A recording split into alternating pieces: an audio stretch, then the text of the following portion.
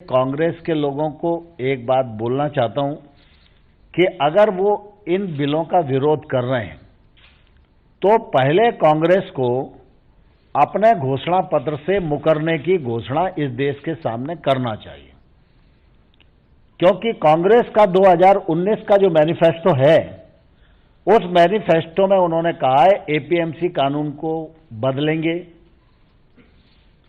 किसान की ट्रेड पर कोई टैक्स नहीं होगा, अंतर्राज्यीय व्यापार को बढ़ावा देंगे। मुख्यमंत्रियों की उच्चाधिकार समिति की बैठक थी, उसमें कांग्रेस पार्टी के नेता तत्कालीन मुख्यमंत्री कमलनाथ जी शिरकत किए थे, वो उसके मेंबर थे। 7-8 मुख्यमंत्री थे, देवेंद्र फडणवीस जी उसके अध्यक्ष थे, मैं कृषि मंत्री के नाते उसका मेंबर था। कमलनाथ जी ने कहा उस बैठक में, जो रिकॉर्ड पर है, कि एसेंशियल कमोडिटी एक्ट अपने उद्देश्य को प्राप्त कर चुका है, अब इसको तत्काल समाप्त कर देना चाहिए। यह मुख्यमंत्रियों की कमेटी की रिकमेंडेशन है। तो एमएसपी के लिए कानून अगर बनाया जाना आवश्यक था तो बनाया जा सकता था, तो 50 साल में आपने क्यों नहीं बनाया?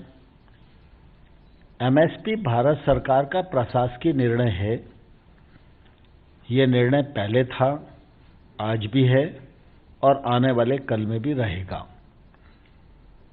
खरीफ की एमएसपी हमने घोषित कर दी है। खरीफ की फसल अक्टूबर में आने वाली है और उसकी खरीद की प्रक्रिया उपभोक्ता मंत्रालय प्रारंभ करने जा रहा है। रबी की फसल की बुआई से पूर्व ही हम लोगों ने एमएसपी घोषित कर दी है। एमएसपी जब घोषित कर दी है तो इस मामले में किसी को कोई शंका नहीं होना चाहिए, लेकिन जबरन भ्रम फैलाने की कोशिश की जा रही है। तो मैं आपके माध्यम से किसानों को कहना चाहता हूं, एमएसपी थी, है और आने वाले कल में भी रहेगी। इस मामले में किसी को भ्रम में आने की आवश्यकता नहीं है। लेकिन ये बिल लाना इसलिए आवश्यक था कि सामान्य तौर पर जो निजी निवेश और निजी निवेशक और प्रोसेसर, निर्यातक, ये सब लोग गांव में इसलिए काम नहीं कर पा रहे थे क्योंकि इनको लगता था कि कोई कानूनी प्रावधान हमारे लिए नहीं है। यह कानूनी प्रावधान होने के बाद अब ये सारे लोग गांव जाएंगे, किसान से संपर्क करेंगे, छोटे छोटे किसानों का एक समूह बनाएंगे, उनके साथ बातचीत करके कौन सी फसल का उत्पादन हो सकता है उस पर रिसर्च करके उनको सहमत करेंगे और फिर उनको अच्छा क्वालिटी का बीज मिले, अच्छी क्वालिटी का पेस्टिसाइड मिले, कम पानी में वो खेती करें और अच्छी टेक्नोलॉजी उनको मिले। और ऐसा करके महंगी फसलों की ओर किसान आकर्षित होगा और उसको मूल्य की गारंटी खेती करने से पहले ही मिल जाएगी, तो किसान रिस्क लेने में सक्षम होगा। एपीएमसी की एक परिधि रहेगी, एपीएमसी के बाहर का जो प्रेमाइसेस होगा, और ऐसा अगर कोई भी आदमी करेगा तो इसका मतलब वो किसानों से टैक्स लेना ही चाहता है। हम किसान को कर से मुक्त करना चाहते हैं और जो लोग किसानों से टैक्स लेकर अपनी जीविका चलाना चाहते हैं वो इस प्रकार की बातें सोच सकते हैं। अभी तो परिणाम दिखने ही लगा। वनस्पति आपका बासमती चावल पर पंजाब सरकार ने कल ही टैक्स कम कर दिया। थोड़े दिन में देखिए क्या होता है।